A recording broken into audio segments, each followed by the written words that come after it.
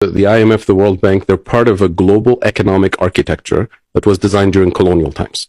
The United Nations itself was designed during colonial times, right? For a long time, the UN had less than 50 member states because the rest of the world was colonized. So it was the colonizers who established the UN, it's the colonizers who established the World Bank, the IMF, and who dominated the creation of the rest of the economic architecture.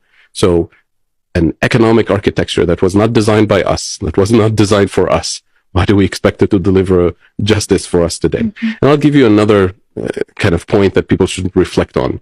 The fact that so many of our countries, Kenya included, have been essentially following to the T economic policy instructions dictated by the World Bank and IMF in particular for decades. The fact that we are still in a debt trap today, deeper in debt traps today, means one of two things.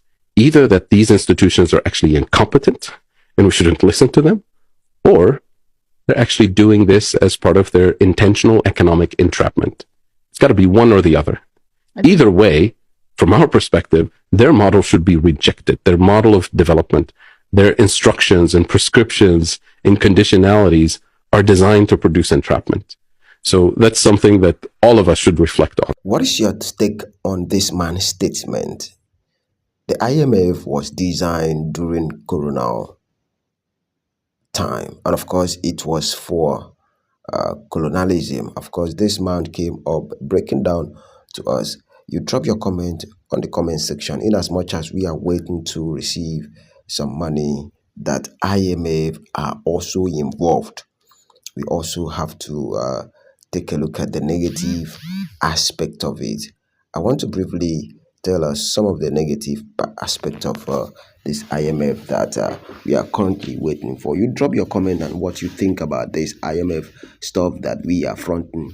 Although we are waiting for a financial breakthrough, and it will bring a positive impact as to our financial strength, and also we would establish our business. But then what are the negative impact when it comes to this IMF stuff? Loss of policy autonomy. Definitely, when you get yourself involved in IMF, there will be a loss of policy autonomy. We all know, pay what we listen right now. The IMF was designed during Corona time. Of course, this is one of the things that will happen to a country that get themselves, borrowing IMF money. Countries receiving IMF loan may face limitation and their policy autonomy due to the condition attached to the loan. Sometimes IMF, before they give you money, they do hold certain things, and of course there are certain things you cannot do. Drop your comments, in as much as we are waiting to receive IMF fund. Let's hear your stake on this issue. But meanwhile, we pray that this IMF come to deliver some people. We don't care the consequence, because the situation we find ourselves in our country today, it's not something that we should continue. If we continue, that means God forbid disaster will happen in our nation as I speak with you.